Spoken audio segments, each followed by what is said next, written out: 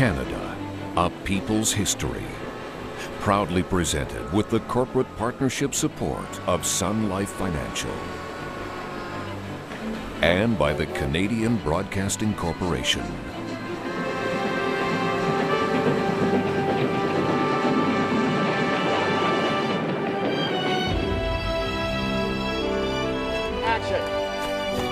Tonight, the English and French networks of the CBC launched the first history of Canada for the television age. This series of documentaries will be broadcast on CBC Television and Radio-Canada over the next 2 years, covering our history from the First Peoples to the end of the 20th century. All the events portrayed in this history actually happened. All the people you see actually lived. All the words they speak were spoken or written by them. I was chosen to join a number of others, to take a perilous voyage to a new world. I resigned myself to silence, far from my own country. This is the story of thousands like her, who found much more than exile. A land of mystery and adventure. A story of madmen and visionaries, saints and pirates in a landscape of terrifying beauty. It is a story of the clash of empires, of battles to possess a continent,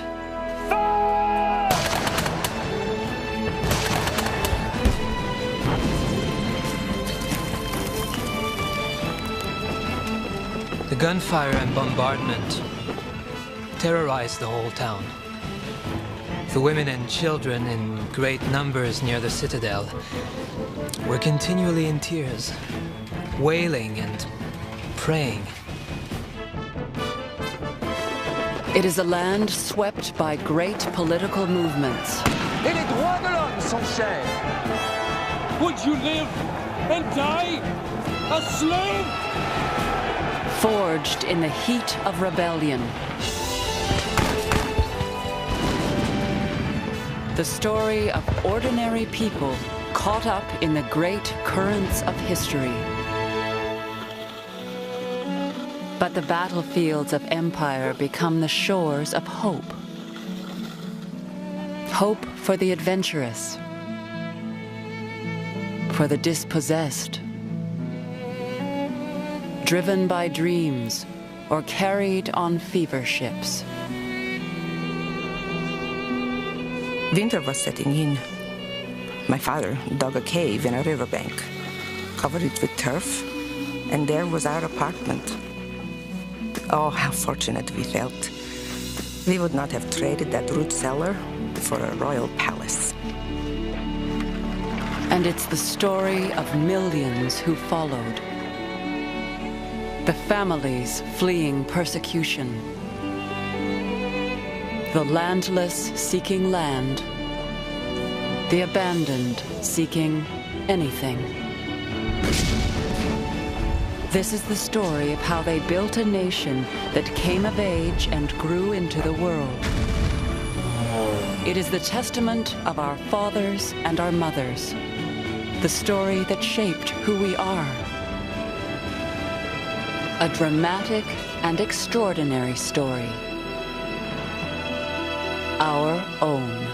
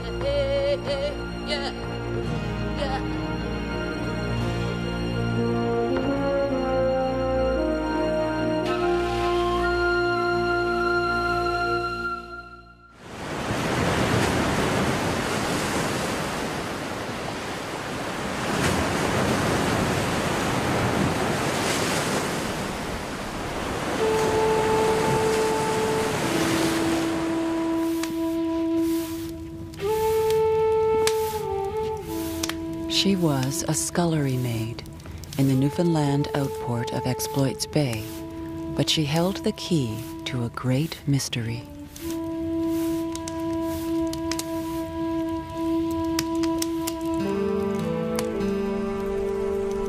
She had been found lost and starving in the winter woods.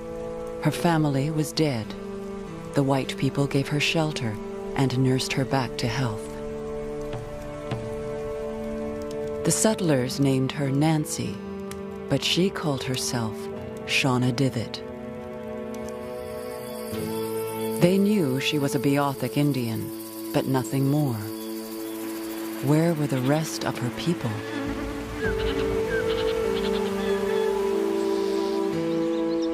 The Beothuk had always been mysterious. The early European fishermen called them the Red Indians because they painted masks of ochre on their faces.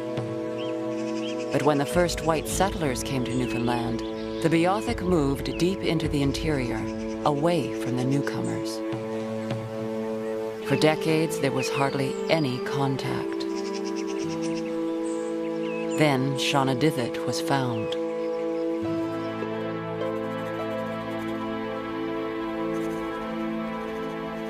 She came into the care of a St. John's merchant named William Cormac. Cormac was fascinated by the Beothuk. He wanted to learn all he could about their history, their legends, and their fate. Shauna Divot became a woman to be studied.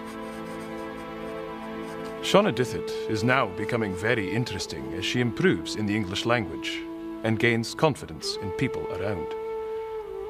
I keep her very busily employed in drawing historical representations of everything that suggests itself relating to her tribe, which I find is the best and readiest way of gathering information from her.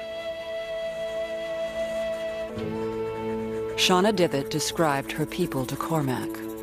Her home had been on the shores of a lake, defended by brambles, bogs, and twisted forests. If Cormac wanted answers about the Beothuk, he would have to trek inland to Red Indian Lake. We approached the lake with hope and caution, but found to our mortification that the Red Indians had deserted it for some years past. My party had been excited, so sanguine, so determined to obtain an interview of some kind with these people that, on discovering, from appearances everywhere around, that the Red Indians no longer existed, the spirits of one and all of us were deeply affected. It was as if Shauna Divot had stumbled out of a land of ghosts. Unraveling the mystery of her people had become Cormac's obsession. How did they come to be here? The answers could only be found in unimaginably far-off places. Across an immense continent. For this was a story that began when the world was young.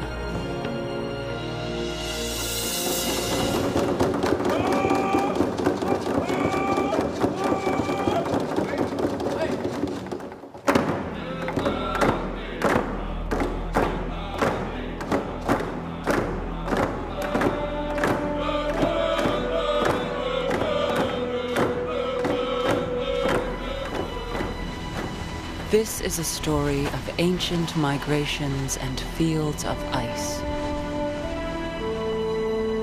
A testament written on the mountainsides. How the Creator made this world, the animals, and man.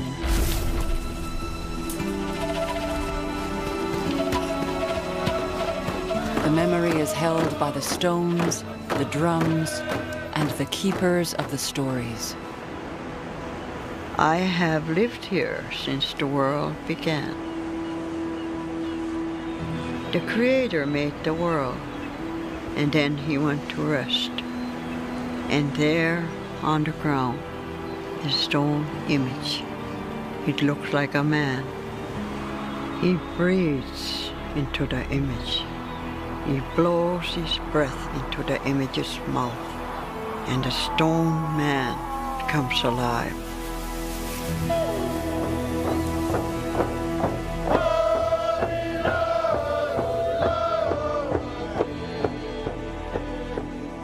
Thousands of years before there was Rome, before Greece, before Egypt and Babylon, people were taking root in the Americas.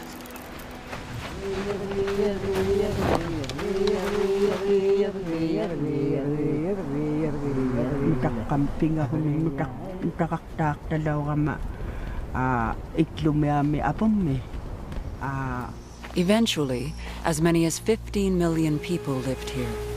In the northern reaches, the part that would one day be called Canada, more than 50 languages were spoken.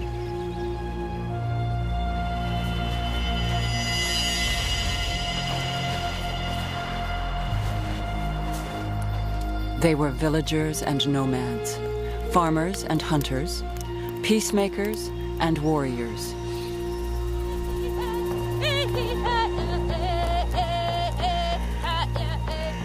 They were the first people, and around fires at night, they shared stories of how their world came to be.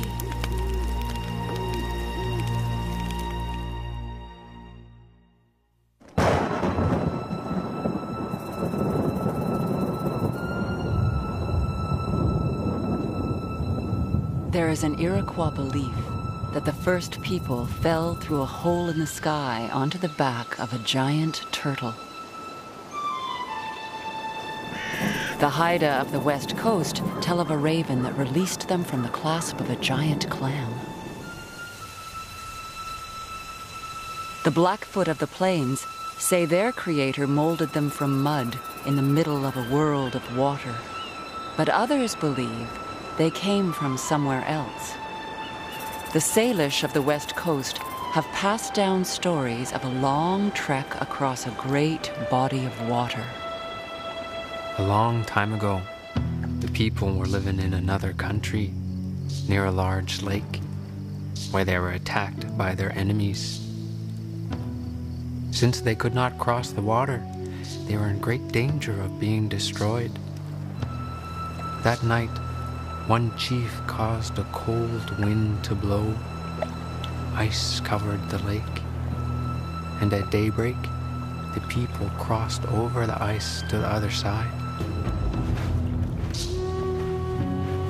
Then the chief, whose guardian spirit was heat, called a hot wind down, and the ice melted and disappeared behind them, so that their enemies could not follow.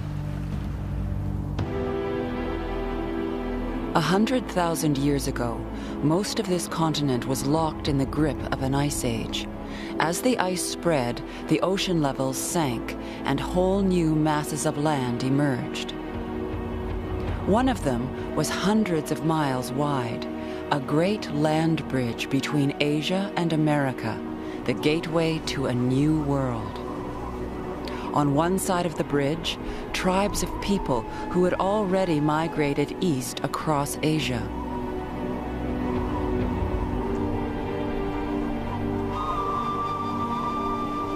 On the other side, an unknown continent. Between 15 and 20,000 years ago, the climate warmed and the glaciers started to melt. Through the barrier of ice, a crack opened up, a passage from the cold northern lands to open country farther south.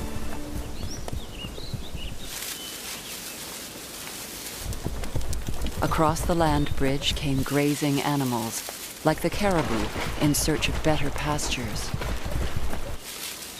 And the hunters followed.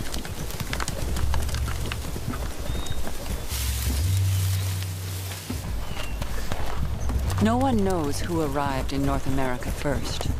No one is certain if the land bridge was the only way to get here, but people came, and they were followed by others.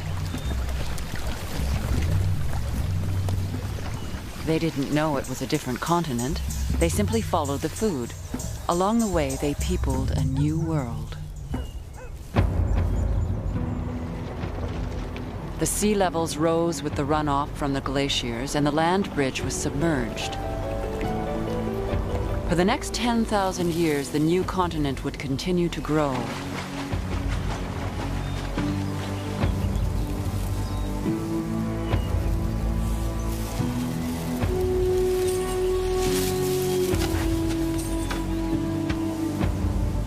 The flow of people spread out to reach every corner. They first went south, founding great empires, the Inca, the Aztec, the Anasazi, then to the east as far as the Atlantic Ocean. As the generations passed and the earth warmed, their descendants set out on a final migration, north.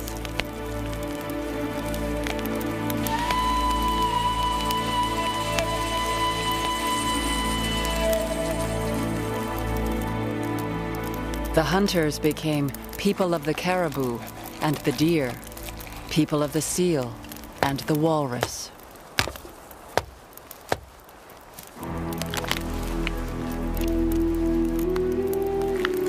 In a land scraped clean by the ice, these were the first people.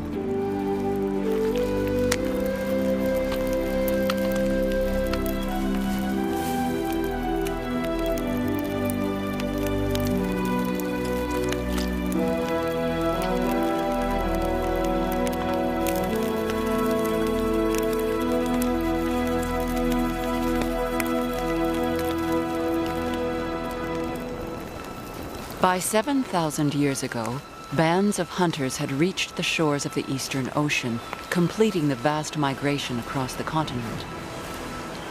Their identities have been lost in the mists of time, but here, on the wind-swept coast of Labrador, they left evidence of who they were.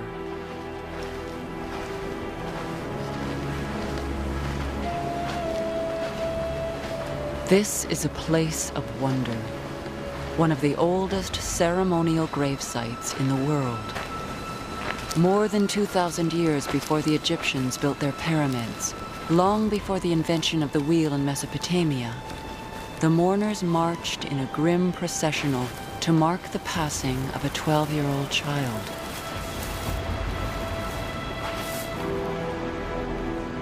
Little is known about who they were, only that they killed walrus up and down the coast, and that they chose this simple ocean overlook to be a landmark made sacred by death.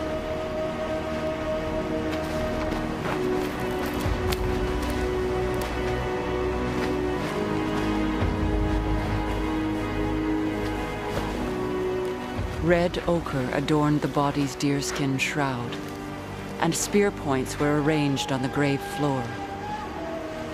And the body was left face down, with a boulder on its back, as if to keep it there.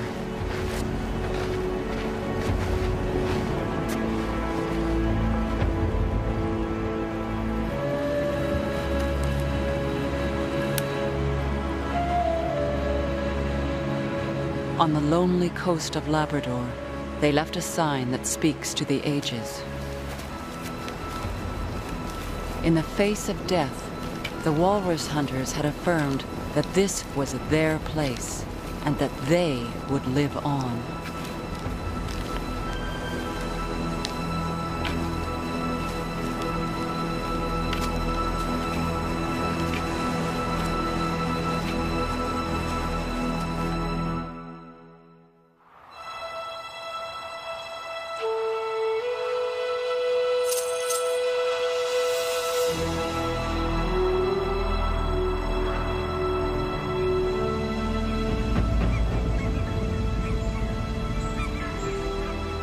The northern landscape shaped its people.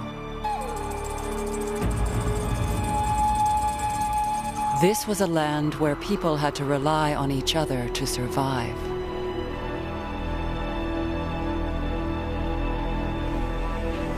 On the plains, the Blackfoot were guided by their god, Napi, the Old Man. Old Man made the world and everything on it.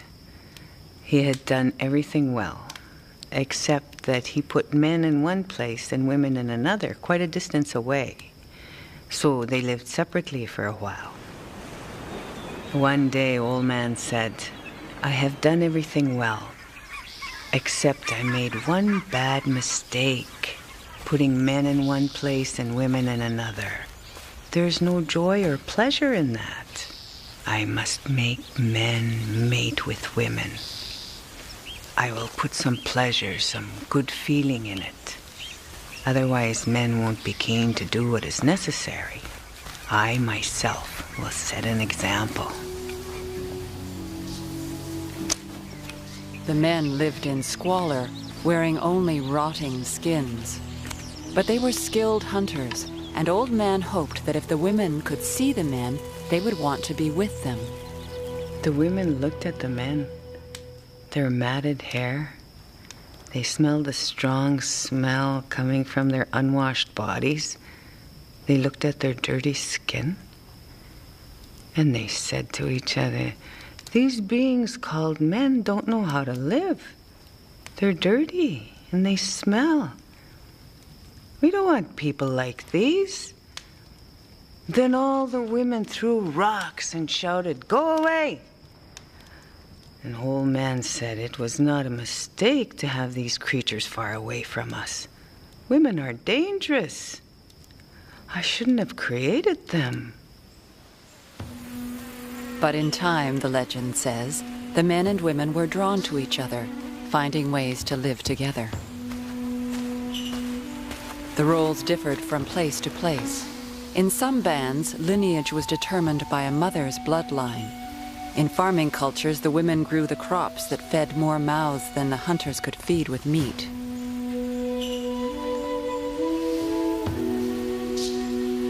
Still, the work of butchering animals, tanning skins, and raising the children fell to the women. Warfare and hunting went to the men. And when they worked together, they prospered and gave thanks for all they had received.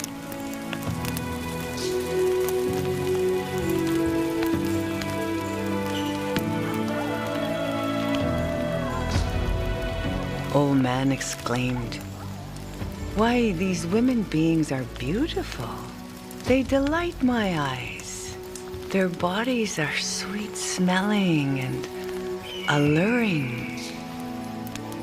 They make our hearts leap. The Old Man Nappy was pleased. There would be families here for a long time to come. Now these families would become a people.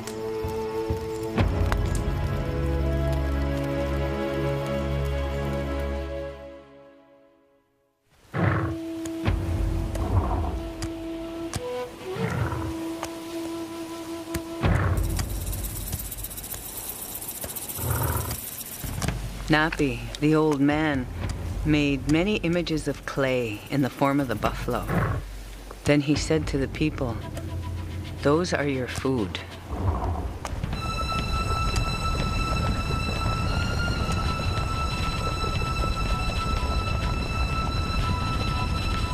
The legends say that Nappy told the people how to kill the buffalo, that they should herd them over cliffs and butcher the carcasses at the bottom.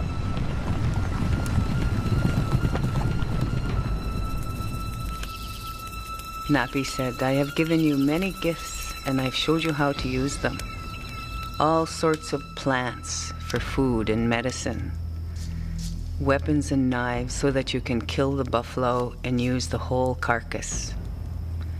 But you still have to do your job. Don't get lazy.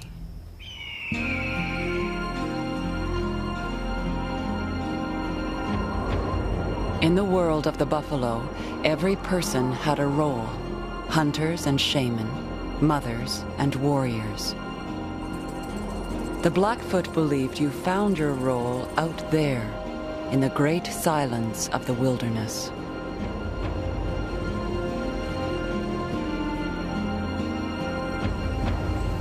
To get some of the power from nature, and to find a spirit who would be his protector through life, a boy would go out alone on his vision quest. He would first bathe until he was very clean. And he would live alone for 3 or 4 or 5 days without food.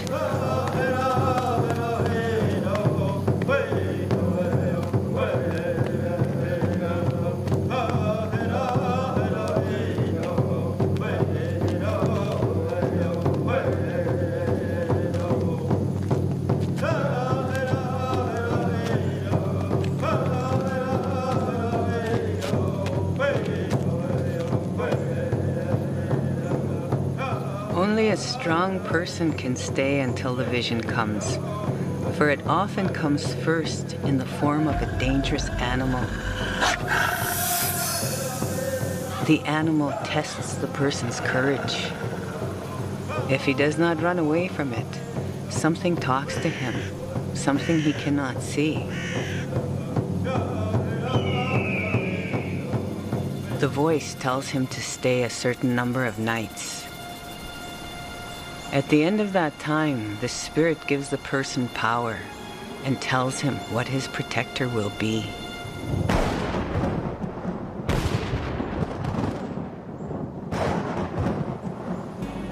In the vision quest, he went out as a boy to return as a warrior.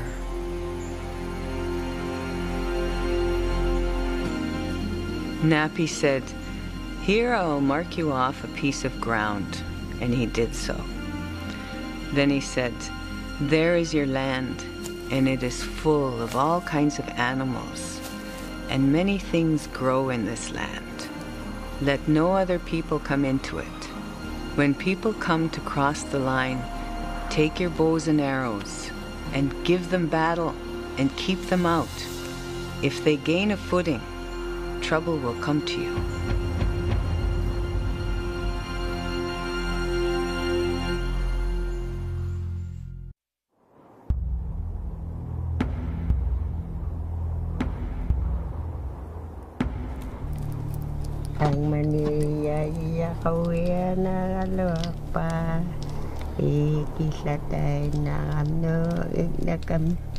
In all of the northern continent, there were those who were so different that they truly stood apart.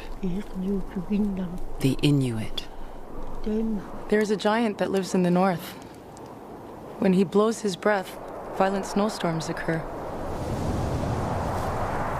Other spirits live to the east and west. The thunder is the noise of them running across the sky.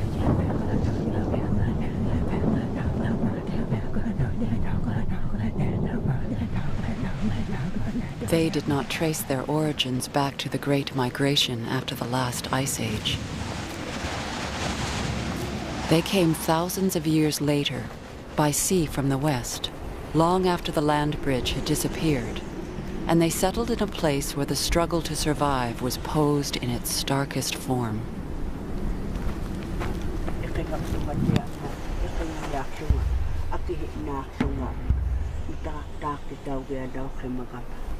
The Inuit lived with no room for mistakes. It was essential that they use everything they could to survive. From a single caribou came clothes for the winter. Sinews were woven into thread.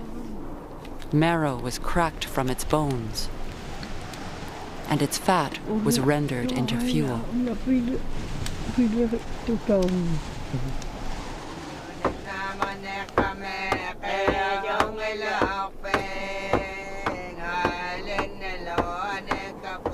One story shows what the Inuit valued most: a stubborn will to survive and the ingenuity that went with it.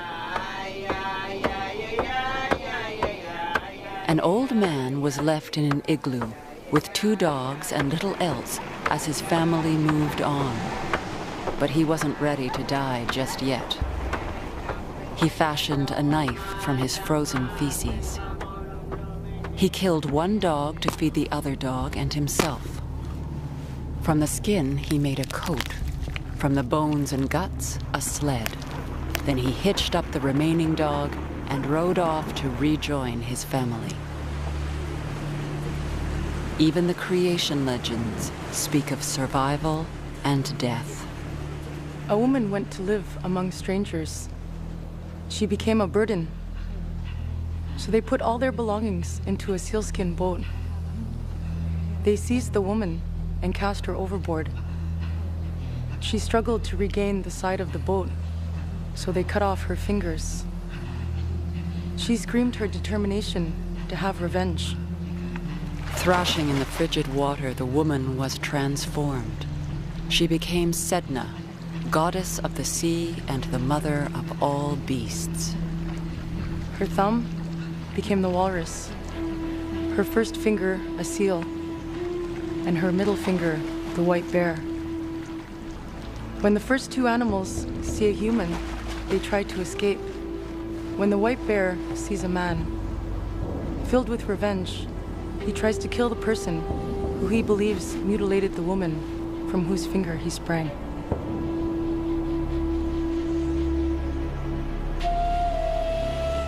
Why did they come here? Across trackless miles and through the generations, the Inuit followed the whales and the seals, the caribou and the muskox.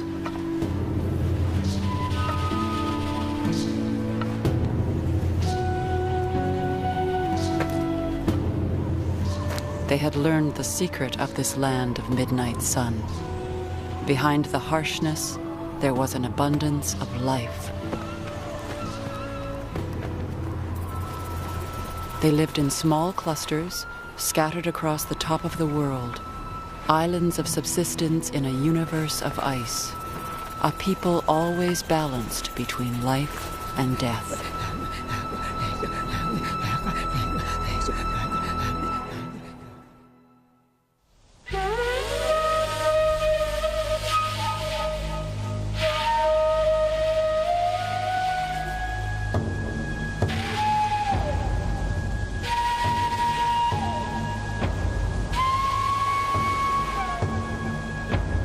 Down through the generations, storytellers taught the importance of tradition and passed on songs and dances as unique as the people themselves.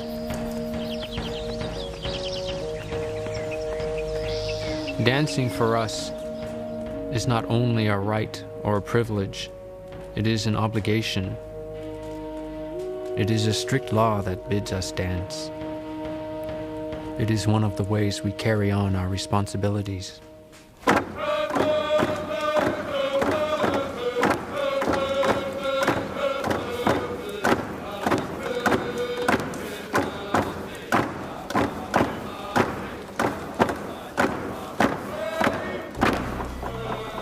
The cannibal bird dance of the Kwakiutl, the sun dance of the Blackfoot,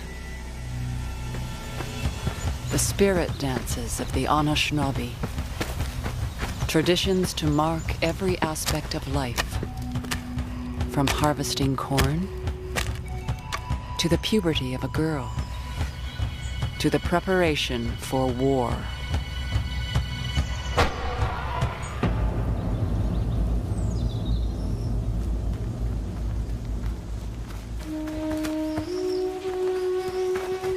War. Nothing was more important than defending ancestral land, and there would always be aggressors. In ancient times, feuding and warfare were endemic. The warriors roamed the countryside, killing and scalping the inhabitants of the settlements that lay scattered across the forest. The Cree crossed the tree line to raid Inuit camps. On the west coast, nations sent war parties to sea in cedar canoes.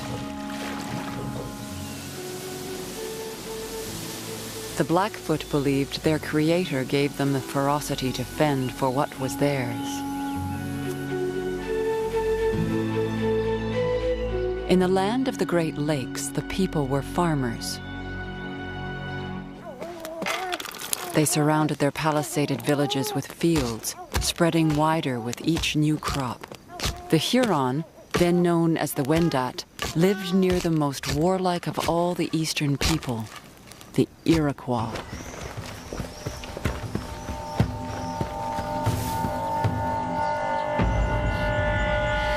For generations, these people had been enemies, locked in a cycle of deadly raids and fierce retaliation.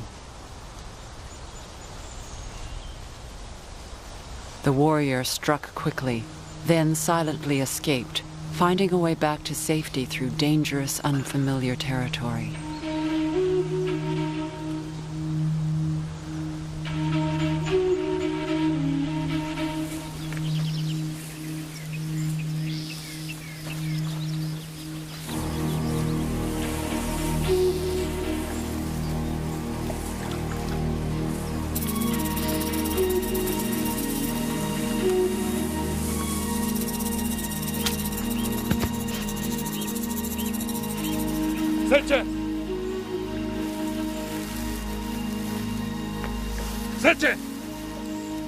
The worst fate of all was to be captured alive.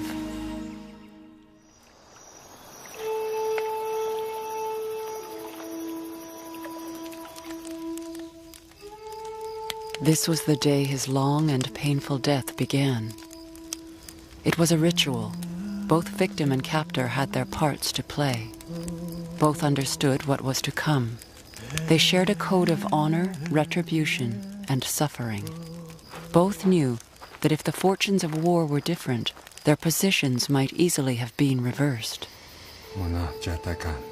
Brother, you have come to die in the land of the Wendat.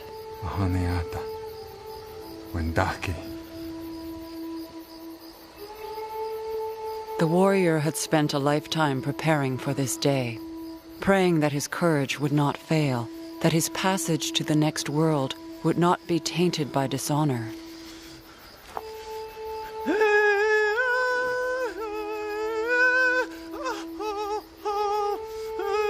Instead of crying out, he sang a mournful death song, lifting his spirit above the pain. A true warrior could endure for days.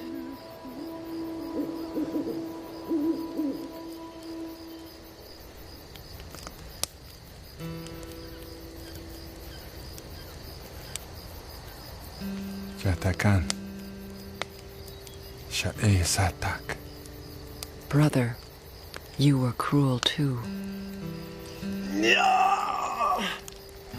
This was a public ceremony, an affirmation of a people's solidarity in the face of their enemies.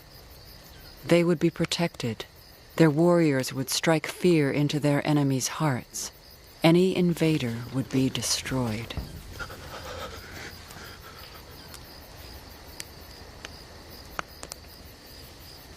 The torturer had a responsibility too, to carry out his gruesome duty calmly, even with a kind of compassion.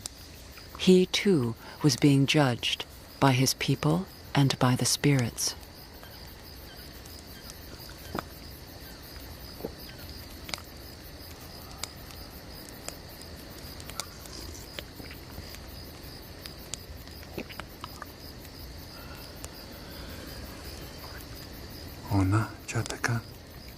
Enough, brother?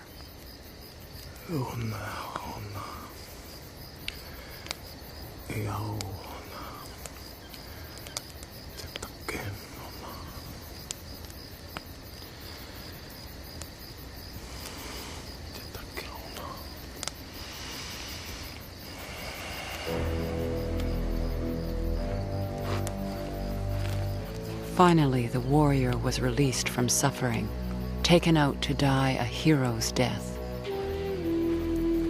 But now there would be more raids, more retaliation, more victims. The cycle of warfare and death seemed endless.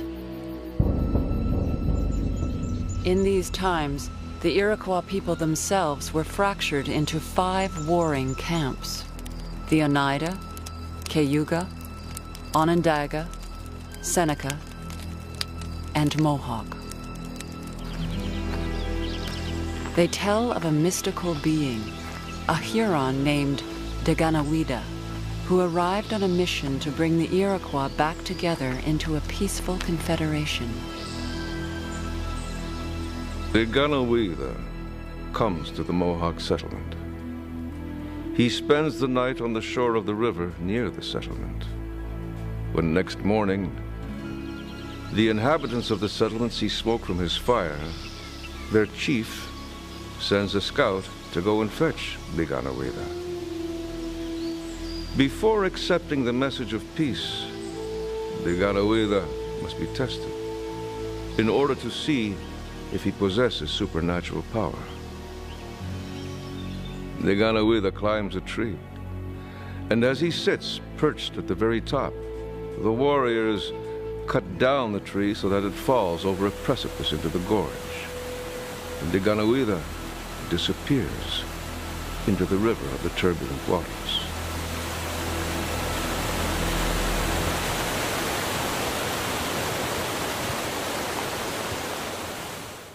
Next morning, a young man walks and sees smoke rising from near a cornfield. He comes closer, and recognizing Deganawida, runs to tell his chief.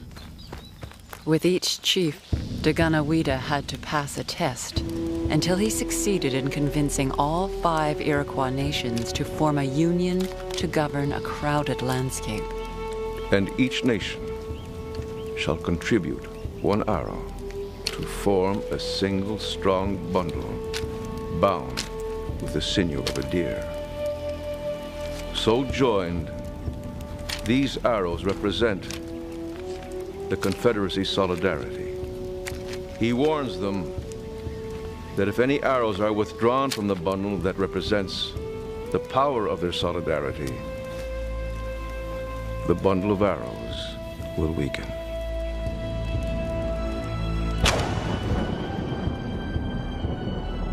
The Iroquois alliance made them the strongest political and military force in eastern North America. But within a few decades, they would face an unimaginable challenge from the other side of the world.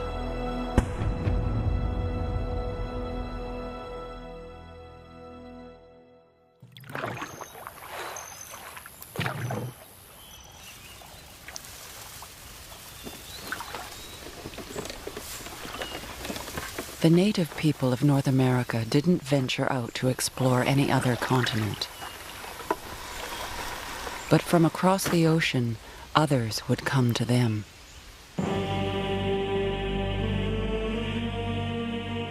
Sometime during the first millennium in Europe, a radical new idea emerged. There was something out there, some new land beyond the Atlantic horizon. One of the earliest mentions is a far-fetched story of an Irish monk named Brendan. The story says that in the year 565, Brendan and 17 disciples went searching for a land of solitude. They sailed for 7 years, a journey fraught with danger through undiscovered waters. Monsters rose off their bow. Mermaids swam in their wake. Brendan even claimed to have held mass on the back of a whale.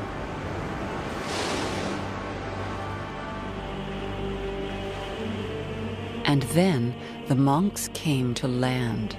Their small boat bobbed perilously close to the forbidding rocks of the coastline. Soldiers of Christ, be strong in faith unfeigned, and in the armor of the Spirit, for we are now in the confines of hell. Watch therefore, and act manfully.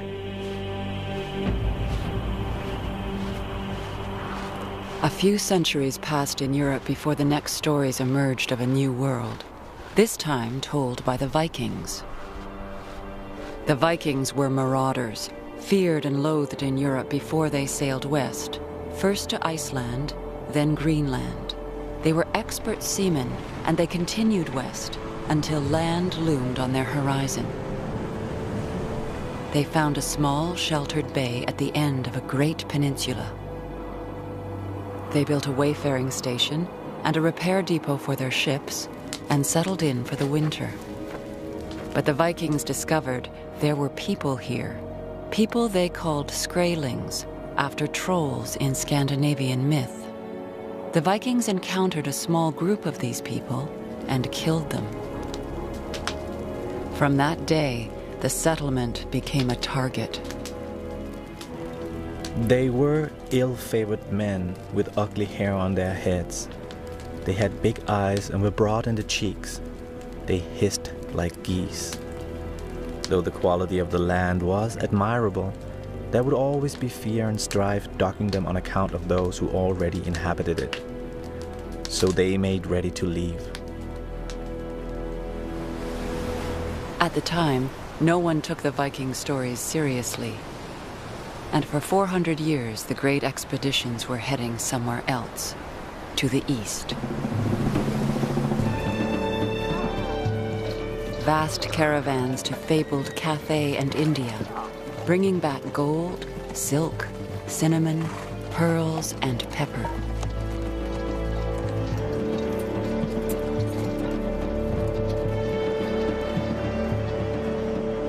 This was Europe, 50 million people, with its great capitals and city-states, Paris, London, Venice, Genoa. Much of Europe's wealth came from its trade with Asia. And Constantinople was the gateway that connected them. Then, in 1453, a disaster for Europe. Constantinople fell to the Ottoman Turks. Now Europe needed a new trade route to Asia and looked west across the Atlantic. No one suspected there might be an entire continent in the way.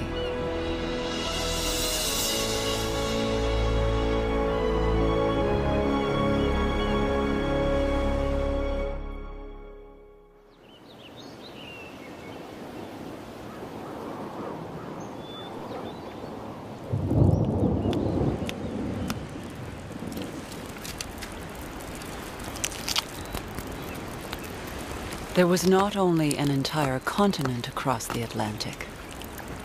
There was a different universe, full of its own peoples and societies. Over 500 generations, North America had become a continent of nations unlike anything the world had ever seen. The northern part was occupied and claimed by hundreds of tribes, dozens of distinct peoples, each with its own way of life, its own gods, its own kind of wealth, its own name and lands. The Northwest was the land of the Dene, the Athapascan, the Slavey and the Dogrib, the Tuchoni, the Tlingit, and the Gwich'en. In the Arctic, the distant, isolated world of the Inuit. Along the Pacific coast, the Haida, the Salish, the Kwakiutl and the Yukwat, the Nishka, and the Gitxsan. The people of the plains, the Blackfoot, the Blood, the Sarsi, and the Piegan. In the northern woodlands, the Cree and the Chipewyan. Near the Great Lakes, the Anishinaabe, the Algonquin, the farmers and warriors of the Iroquois and the Wendat. In the east, the nations of the Beothuk, the Maliseet, the Innu, the Abnaki, and the Mi'kmaq. They knew the land as their own.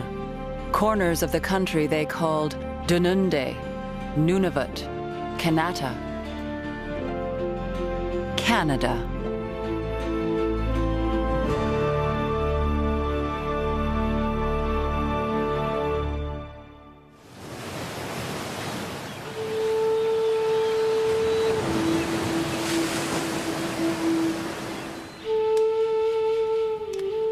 The Beothuk woman, Shauna Dithet, had drawn some maps for her guardian, William Cormac, to help him find the lost nation of the Beothuk. He followed the maps deep into the interior, but found no one. Then he realized the answers were in the maps themselves. Shauna Dithet had drawn stick figures, one group moving away from the other. She drew her own people in red. Food had been scarce inland, and they hadn't moved far enough to avoid European disease. With no immunity, the Beothuk started to die. Then she drew some figures in black to represent gangs of white men. Some settlers considered the Beothuk to be thieves. There were stories that they hunted the Beothuk down for bounty, killing everyone they could find. Shonadithit received 2 gunshot wounds at 2 different times, from shots fired at the band she was with by the English people. One wound was that of a slug, or a buckshot that went through the palm of her hand. The other was a shot through her leg. Disease, starvation, massacres. Shonadithit had always known the truth. Now William Cormac did too. Britons have trespassed here, to be a blight and a scourge to a portion of the human race, a defenseless and once independent, proud tribe of men have nearly been extirpated from the face of the earth, scarcely causing an inquiry how or why. They have been dislodged and disappeared from the earth. There were white settlers in other parts of Canada by now, some living alongside native people, some pushing them aside. By 1829, in Newfoundland, there was just one Beothuk left, and Shonadithit had tuberculosis.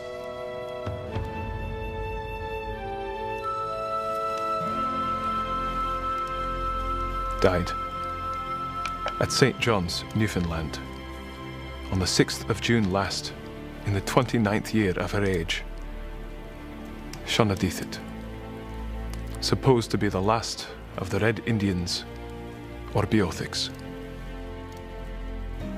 In Newfoundland, there has been a primitive nation, once claiming rank as a portion of the human race, that has lived, flourished, and now become extinct in their own orbit. Shonadithit's skull was packed in a metal box and sent to England to be studied in a laboratory. Attached to the shipment was a note. The skull and scalp of Nancy Beothuk, Red Indian, female.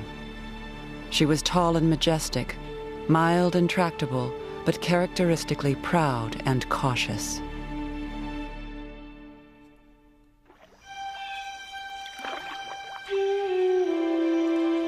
Not all the native peoples of North America would share Shonadithit's tragic fate, but none could avoid contact with outsiders. And when that happened, the whole course of human history changed. New ties would be forged, and old gods challenged. Neither side was sure the other was even human. It is a drama that would shape the destiny of this land. First contact.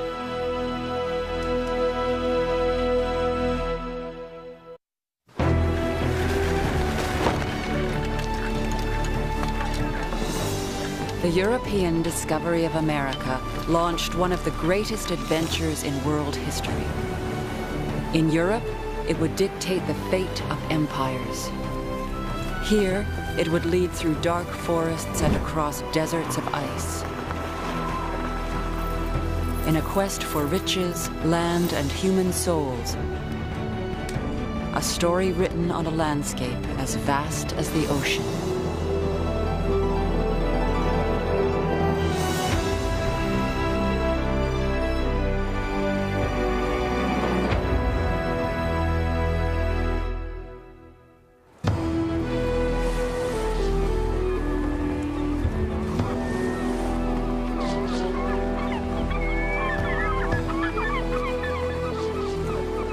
These people have come from across the great water in wonderfully large canoes with great white wings like those of a huge bird. The men have long, sharp knives and black tubes which they point at birds and animals. Smoke from the black tubes rise in the air like smoke from our pipe. These men are strange in appearance. Their skin is white like snow.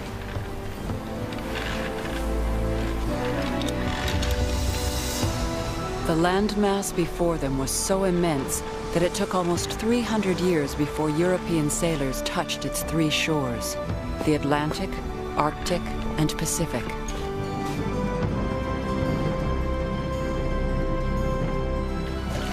And on each of these shores, there are stories of those first defining encounters.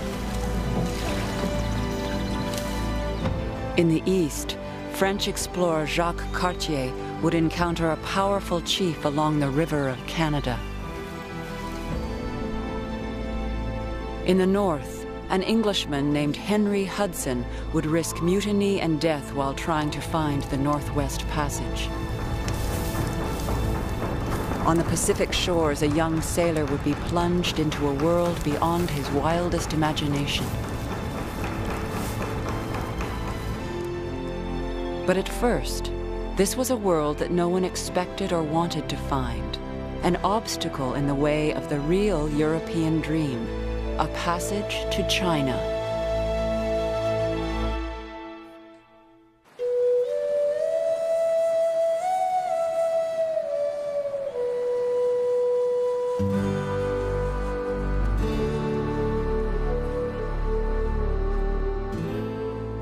Christopher Columbus got it wrong. He sailed west from Spain in 1492 to cross the Atlantic, then mistakenly declared that the Caribbean islands he found were the shores of Asia.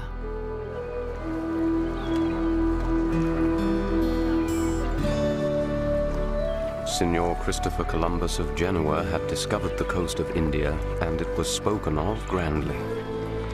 It was more divine than human to have found that way never before known to get to the Orient, from where the spices originate.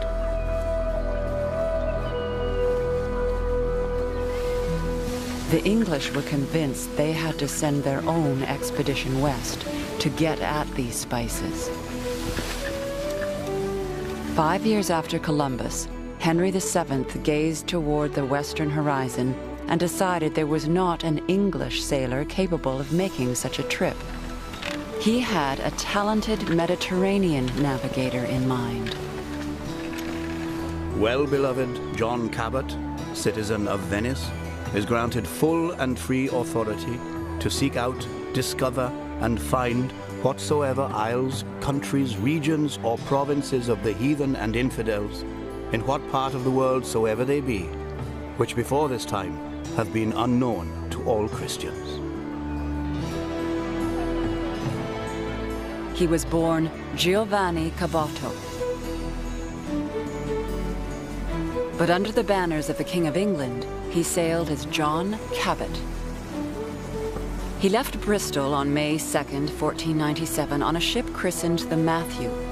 Cabot set a northerly course. A month later, he sighted land. New found land.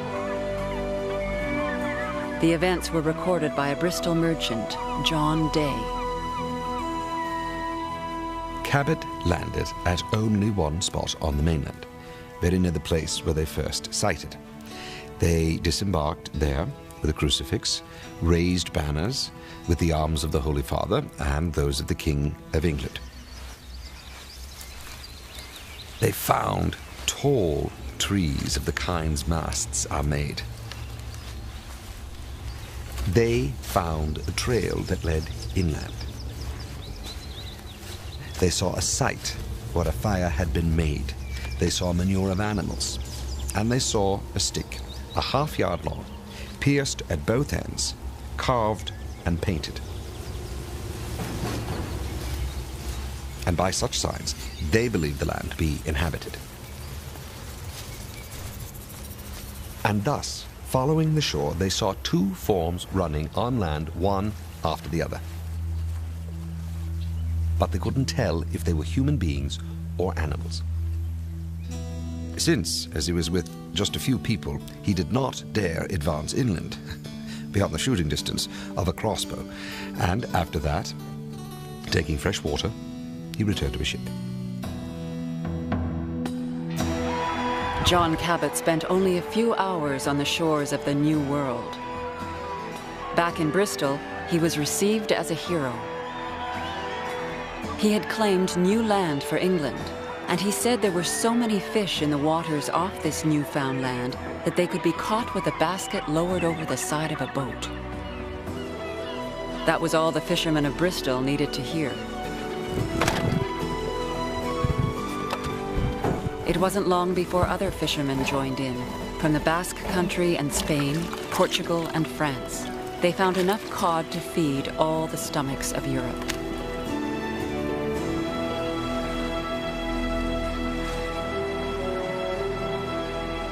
The next year, Cabot went back on a new expedition, but this time it ended in disaster.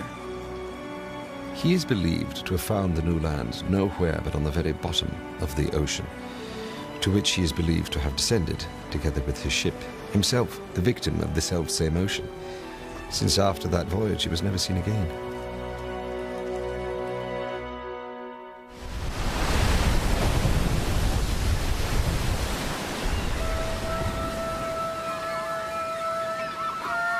By the year 1500, only 3 years after Cabot, the island of Newfoundland had become a beacon for European fishermen. But rarely had sailors explored onshore to see what other wealth might be found there. Then, a Portuguese merchant came back with news. He had found people.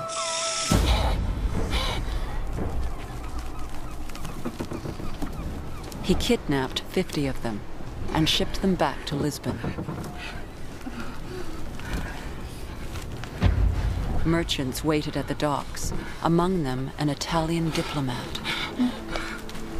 I have seen, touched, and examined these people, and beginning with their stature, declare that they are somewhat taller than our average.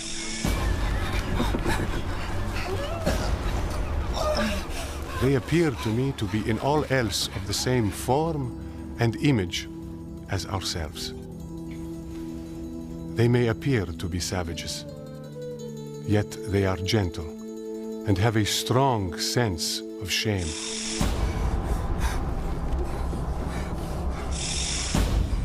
And are better made in the legs, arms, and shoulders than it is possible to describe, admirably fitted to endure labor, and will probably turn out to be the best slaves that have been discovered up to this time.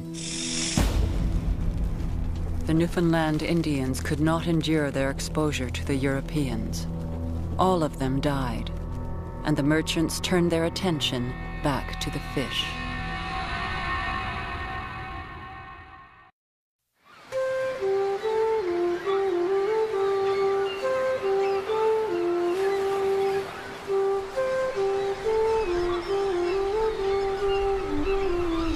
In the summer of 1534, French explorer Jacques Cartier was frustrated. He had been sent to North America not for fish nor for people. He was charged by his king, Francois I, to find a trade passage through the continent to the Pacific and on to the Orient.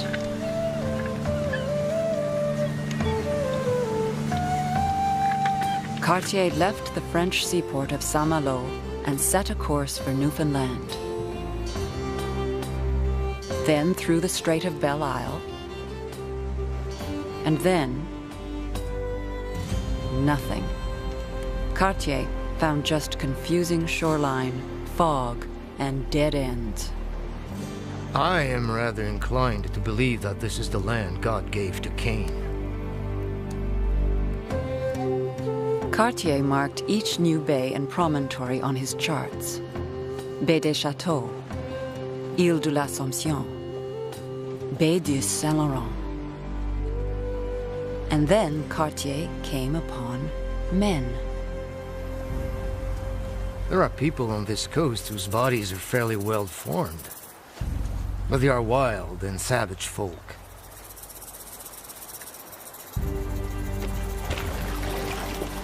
Cartier sent some of his men ashore, loaded with trade goods.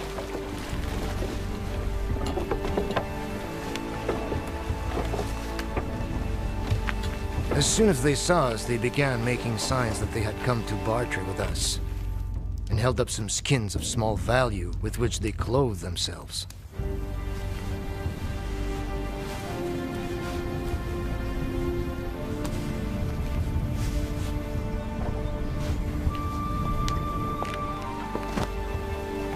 We offered them some knives and other iron goods to give to their chief.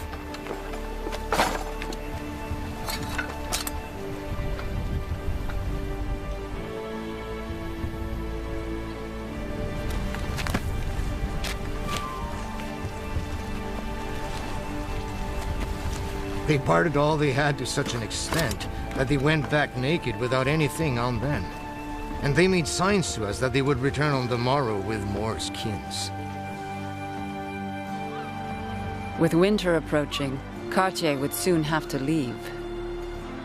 Other than some new maps and encounters with natives, his expedition had revealed nothing. He was determined to come back in the spring, to pick up where he left off. So Cartier planted a cross to claim this land for France.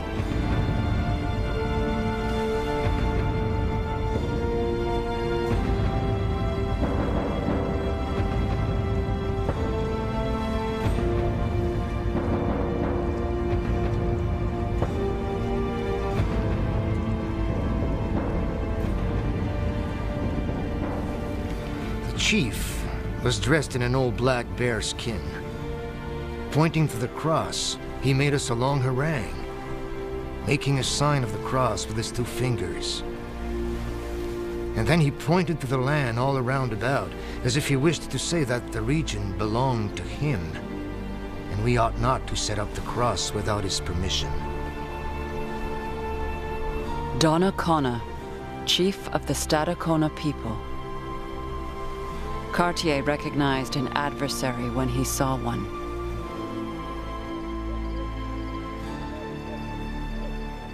We held up an axe to him, pretending we would barter it for his skins.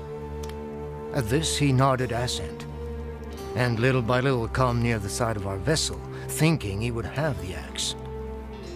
But one of our men who was in our dinghy caught hold of his canoe, and at once 2 or 3 more stepped down into it and made them come on board our vessel, at which they were greatly astonished. Cartier had not only seized Donnacona, but his 2 sons as well, Domagaya and Tagnawagne. We explained to them by signs that the cross had been set up to serve as a landmark and guidepost on coming into the harbor, and that we would soon come back and would bring them iron wares and other goods. We told him that we wished to take 2 of his sons away with us, and afterwards would bring them back again to that harbor. Cartier dressed the sons in European clothes and told Donnacona that they would meet the King of France, then come back the following spring to act as his guides. Then Cartier could sail directly into the river and beyond, to the Orient.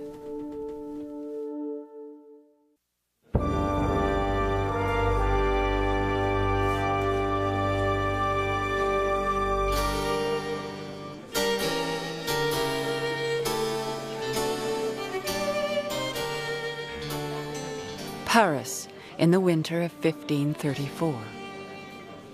Domagaya and Tagnawagne had found themselves at the height of the Renaissance, amidst dukes and duchesses, artists and scholars.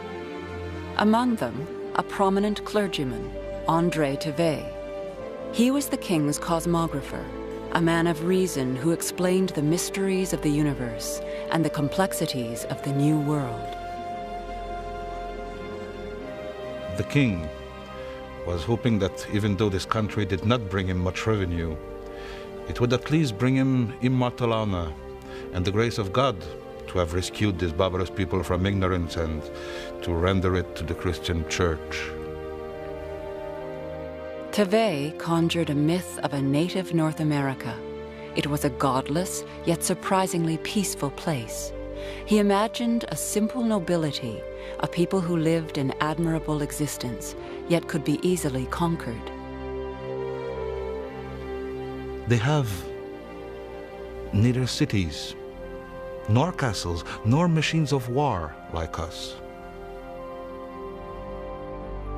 Cartier managed to convince King Francois that it was worth sending him back on another expedition, back to Canada.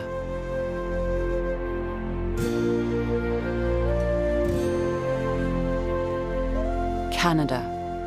It was what Tagnoagne and Domagaya called their father's village at Stadacona. Jacques Cartier added the name to his map.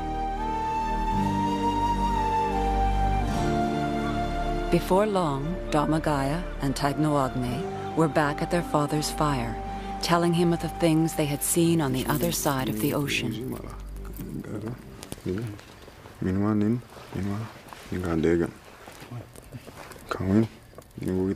Donnacona didn't trust the French and now refused to help them. Cartier and his crew would have to continue upriver alone.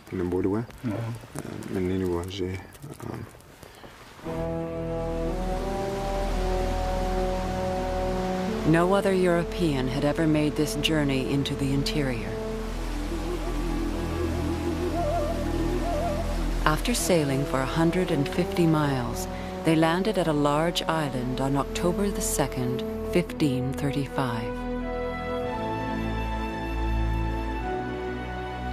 We marched on, and about half a league thence, found the land began to be cultivated. It was fine land, with large fields covered with the corn of the country. And in the middle of these fields is situated and stands the village of Hochelaga, near and adjacent to a mountain, the slopes of which are fertile and cultivated, and from the top of which one can see for a long distance. We named this mountain Mont Royal.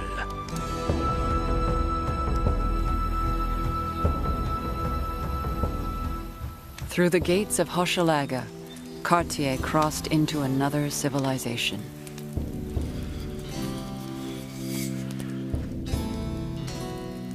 They have a plant, of which a large supply is collected in summer for the winter's consumption.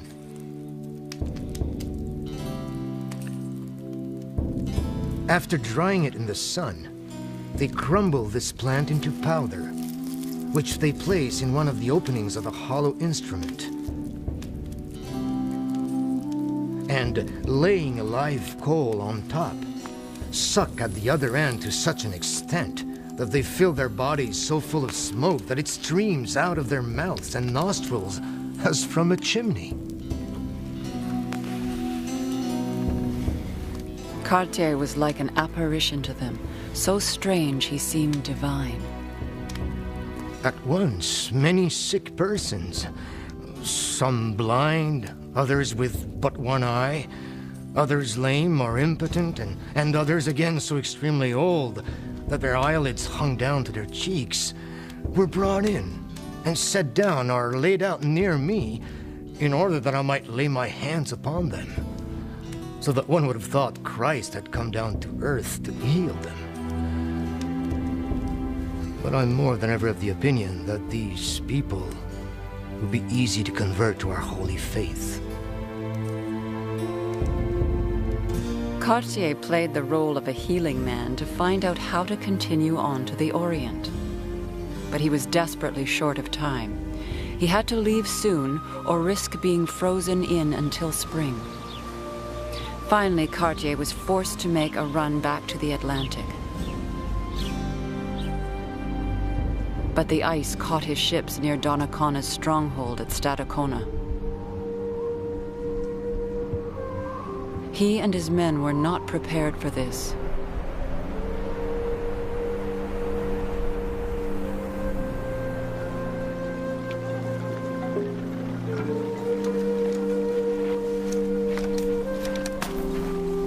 They began to succumb to scurvy.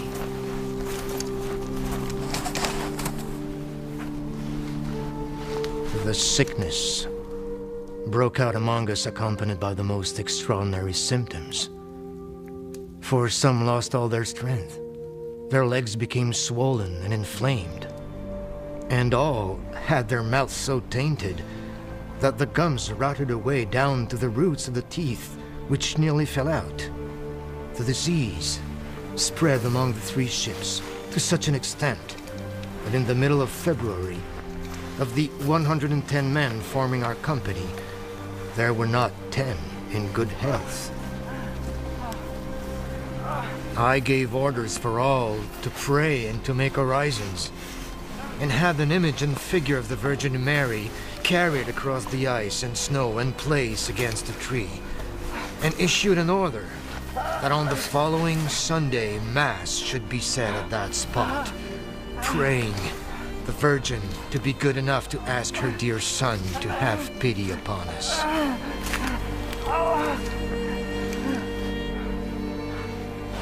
At that time, so many were down with the disease that we had almost lost hope of ever returning to France. When God, His infinite goodness and mercy, had pity upon us.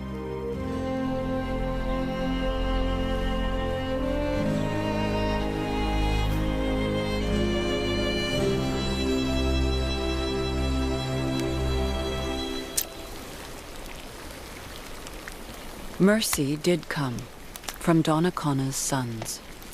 They boiled some cedar boughs to make a cloudy black elixir. Then they instructed Cartier to have his men drink it. At once, I ordered a drink to be prepared for the sick man, but none of them would taste it. At length, 1 or 2 thought they would risk a trial, and as soon as they had drunk it, they felt better, which must clearly be ascribed to miraculous causes. For after drinking it 2 or 3 times, they recovered health and strength, and were cured of all the diseases they had ever had.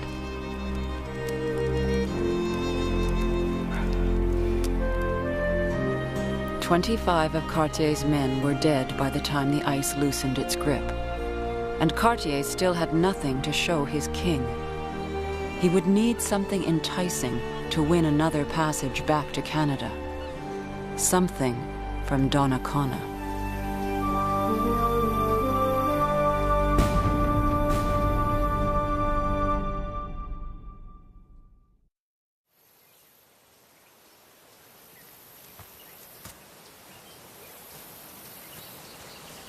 Jacques Cartier had a plan.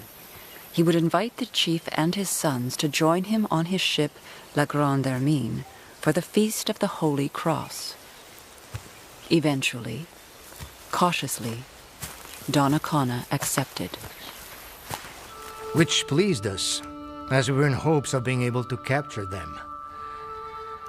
They arrived about 2 o'clock in the afternoon, and as soon as they came opposite to our ships, I went and greeted Donnacona, who likewise was friendly enough, but kept his eye constantly fixed on the wood, and was wonderfully uneasy. I begged him to come on board the ships, to eat and to drink. At this, I issued orders for the seizure of Donnacona, Tegnaugny, Domagaya.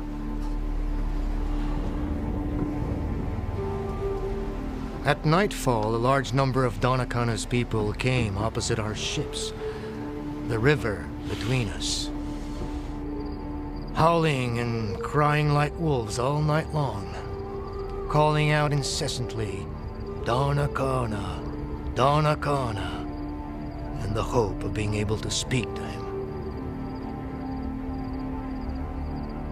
I gave orders for Donnacona to address them, and I told him to be of good cheer.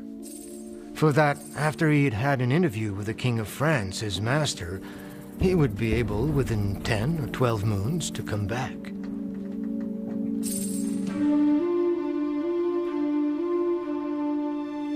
But Donnacona would never come back. He was taken to Europe and languished there. He tried vainly to get home, spinning tales of a land of riches called the Saginaw that lay beyond towering waterfalls and treacherous rapids. He told the cosmographer, André Thevet, that he would lead them to these riches, if only he could return to Canada.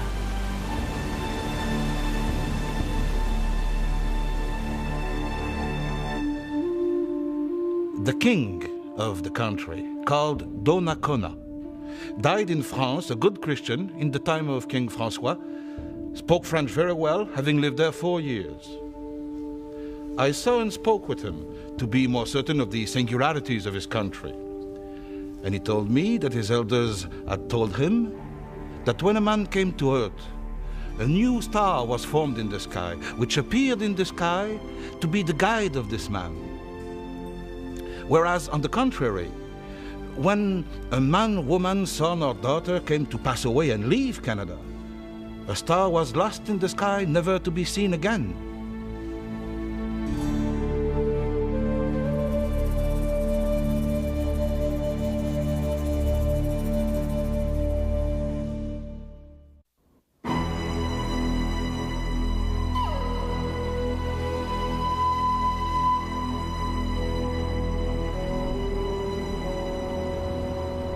Henry Hudson braved the forbidding Arctic in search of a route to China.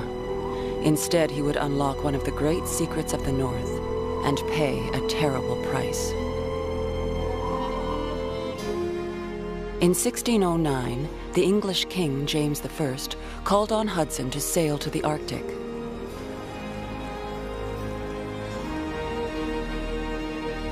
Hudson was eminently qualified.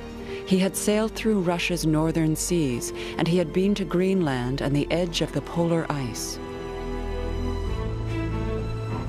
By June 1610, Hudson was steering his ship, the Discovery, along Baffin Island's south shore into a waterway he called the Hudson Strait.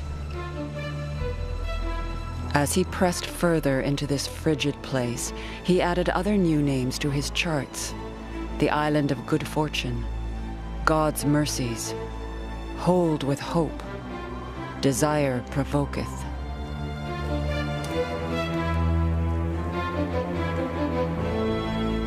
Days turned into weeks.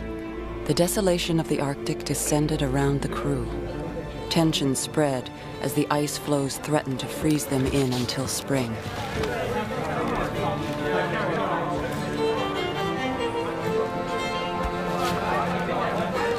One of the only literate crew members kept a diary, a man named Habakkuk Prickett.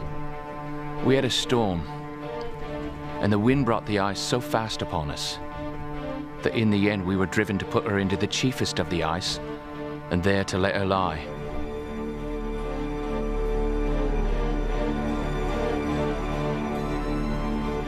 It was a labyrinth without end. Hudson headed south, desperately searching for another outlet to the ocean. His men protested. They wanted to go back the way they came. Hudson would not hear of it. Then he ran the Discovery into a dead end at the bottom of the bay. Here our master was in despair, for he thought we should never have got out of this ice, but there have perished. To speak of all our troubles would be too tedious.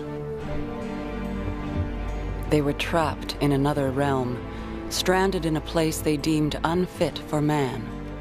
The crewmen blamed their captain for their plight, stuck here through the long, bitter winter with no contact from anyone.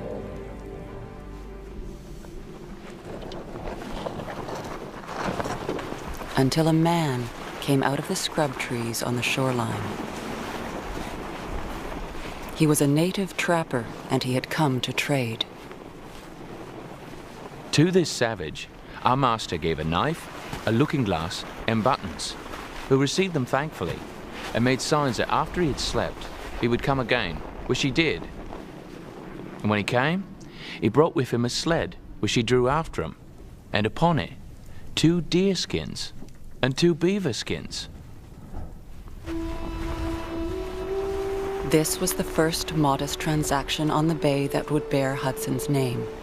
In time, one of the world's greatest fur trade empires would be built here. But for the crew of the Discovery, it was just another day closer to death. It was June when the ice broke into a maze of floes and open water, and Hudson still had every intention of finding the Northwest Passage. This was devastating news to the crew. They turned to plans of mutiny. Wilson the boatswain and Henry Green came to me and told me that they and the rest of their associates would shift the company and turn the master and all the sick men into the shallop and let them shift for themselves. When I heard this, I told them that for their sakes they should not commit so foul a thing in the sight of God and man.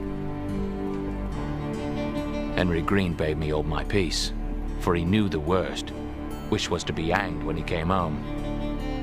And therefore, of the two, he'd rather be hanged at home than starved abroad. The master came out of his cabin. Wilson bound his arms behind him. We asked them what they meant. They told him he should know when he was in the shallop. Then the shallop was hauled up to the ship's side, and the poor, sick, and lame men were called upon to get them out of their cabins and into the shallop. Among those put into the boat with Hudson was his son, John. They kept pace with the Discovery for a few days, then fell back, over the horizon and out of sight.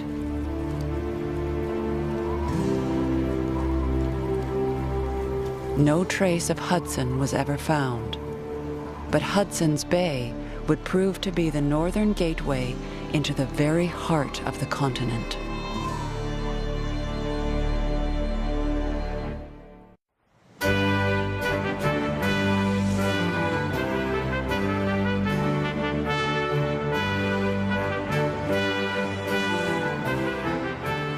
In the 18th century, there were few British heroes as great as Captain James Cook.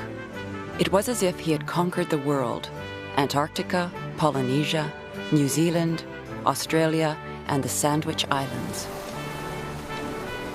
By 1778, he was heading towards the uncharted waters off the west coast of North America. He was looking for the outlet of the Northwest Passage.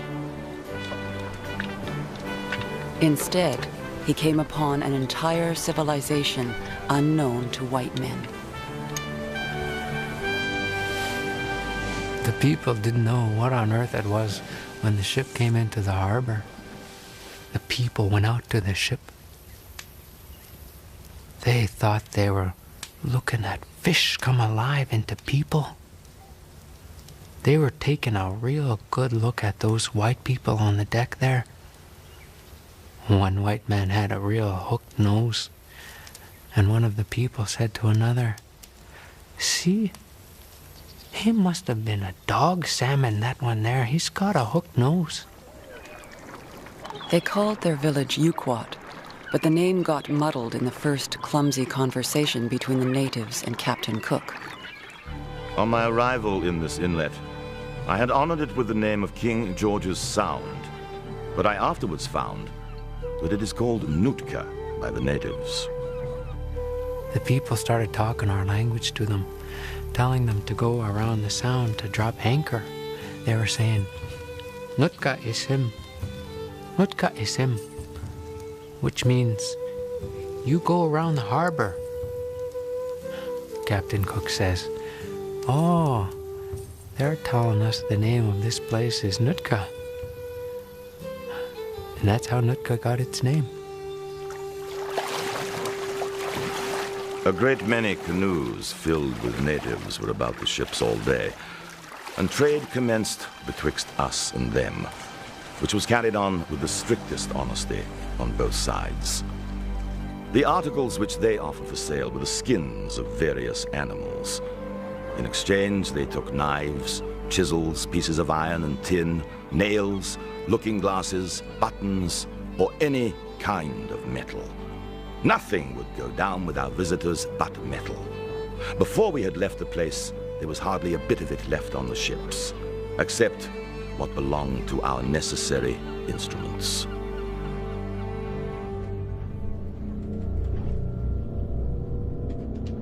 Cook's men wanted something else. They offered pewter plates and cutlery so that women would be brought to the ships. Two of the officers joined in, David Samwell and Charles Clerk. These are the dirtiest set of people I've ever met with. They're continuously rubbing their faces and bodies all over the one set of filth or another. On this constant repetition, the dirt is so ingrained in the skin that it's absolutely hard to tell what colour our good Mother Nature originally gave them. The girls, who, in order to render themselves agreeable to us, are taken great pains to rub their faces and hair with red ochre. However, our young gentlemen were not going to take this as an obstacle.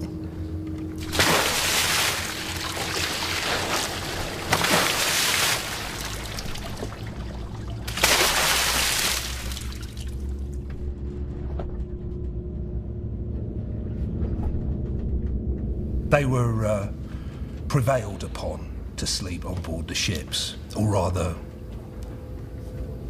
they were forced to it.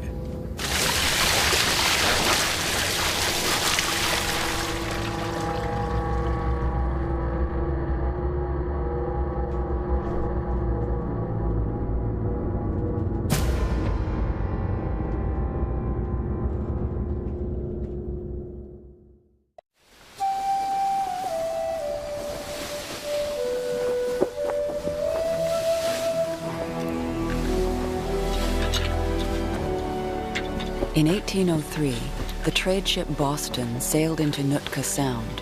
On board was a 19-year-old Englishman named John Jewitt. He was a blacksmith, an occupation that would save his life. I had never before beheld a savage of any nation. It may readily be supposed that the novelty of their appearance, so different from any people I had hitherto seen, excited in me strong feelings of surprise and curiosity. I was, however, particularly struck with the looks of their king, who was a man of a dignified aspect, about 6 feet in height and extremely straight and well proportioned. He had an air of savage magnificence. His name was Maquinna. He was a chief and a power broker. His village at Nootka had become a wealthy trading post in the 25 years since Captain Cook's visit. Maquinna's people had come to depend on metal goods forged by the traders. But hatred festered between the natives and the whites. There had been arguments and violence, rapes and beatings, even murder. Then John Jewitt's ship arrived. The captain of the Boston gave Maquinna a fowling gun as a present. In return, Maquinna gave him 9 ducks, but he broke the gun. Maquinna was scolded like a careless child in front of his warriors. He spoke not a word in reply, but his countenance sufficiently expressed the rage he felt, though he exerted himself to suppress it. And I observed him, while the captain was speaking, repeatedly put his hand to his throat and rub it upon his bosom, which he afterwards told me was to keep down his heart, which was rising into his throat and choking him. The next day, Maquinna was back, this time performing a dance for the assembled crew of the Boston, acting as if nothing had happened.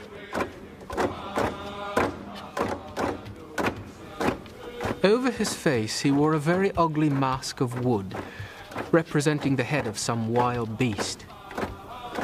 He appeared to be remarkably good-humored and gay, entertaining us with a variety of antic tricks and gestures.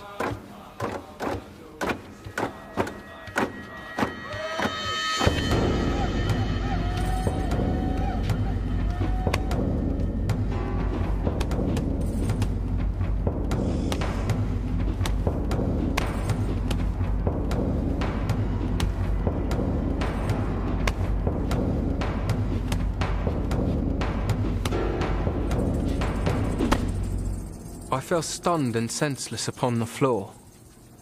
I was, however, soon recalled to my recollection by 3 loud shouts or yells from the savages, which convinced me that they had got possession of the ship. It is impossible to describe my feelings at this terrific sound. I looked up to see savages standing in a circle around me, covered with the blood of my murdered comrades, with their daggers uplifted in their hands, prepared to strike. He then asked me if I would be his slave during my life, if I would fight for him in his battles, if I would repair his muskets and make daggers and knives for him, to all of which I was careful to answer, yes.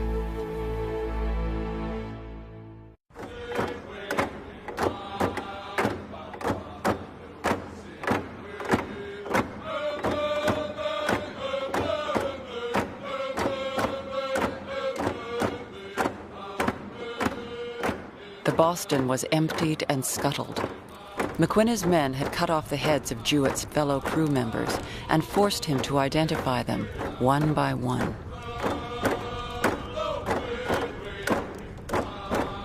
Then Maquinna held a potlatch. It was a feast, a dance, and a triumphant show of power, where a chief would welcome his guests by lavishing his excess riches on them. I had determined from the first of my capture to adopt a conciliating conduct toward them and conform myself as far as was in my power to their customs and mode of thinking, trusting that the same divine goodness that had rescued me from death would not always suffer me to languish in captivity among these heathens.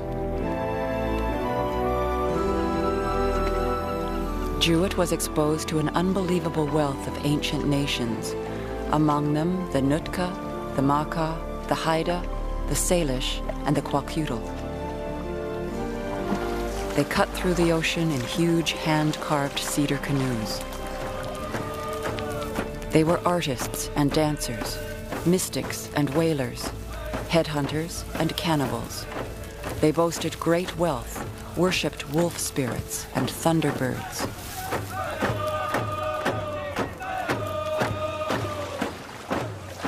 Jewitt became a constant companion to Maquinna at Nootka and on his visits to other tribes.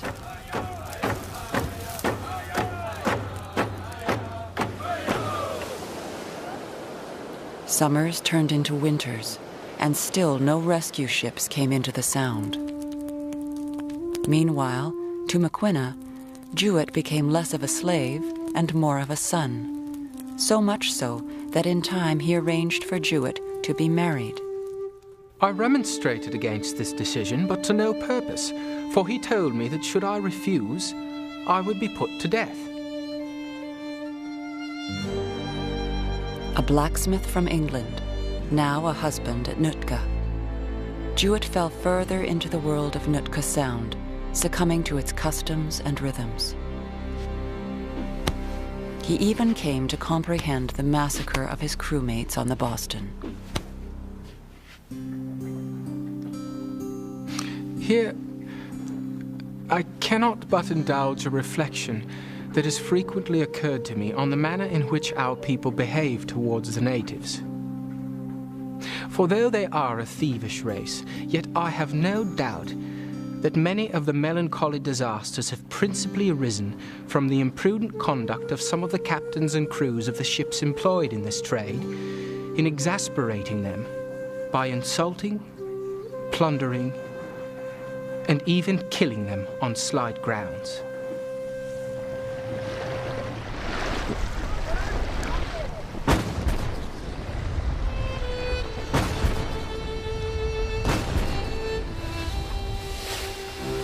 On the morning of the 19th of July, a day that will be ever held by me in grateful remembrance of the mercies of God, my ears were saluted by the joyful sound of 3 cannon, and the cries of the inhabitants exclaiming, "Strangers, white men." It was an American ship, the Lydia. Maquinna wanted to trade, but he feared retribution for the massacre of the Boston's crew. He could neither read nor write, so he turned to Jewitt to compose a letter of introduction to the American captain. He said, "John, you no lie." But Jewitt did lie. He wrote a rescue plea that sent Maquinna into a trap. I found Maquinna in irons, with a guard over him. He looked very melancholy, but on seeing me his countenance brightened up. I asked the captain's permission to take off his irons, assuring him that as I was with him, there was no danger of his being in the least troublesome. Maquinna bartered some otter skins for a greatcoat. Then he made ready to leave the Lydia and Jewitt. I felt a sincere pleasure in freeing from fetters a man who, though he had caused the death of my poor comrades, had nevertheless always proved my friend and protector. Then, grasping both my hands with much emotion, as the tears trickled down his cheeks, he bade me farewell and stepped into the canoe, which immediately paddled him on shore. Notwithstanding my joy at my deliverance, and the pleasing anticipation I felt of once more beholding a civilized country, and again being permitted to offer up my devotions in a Christian church, I could not avoid experiencing a painful sensation on parting with this savage chief who had preserved my life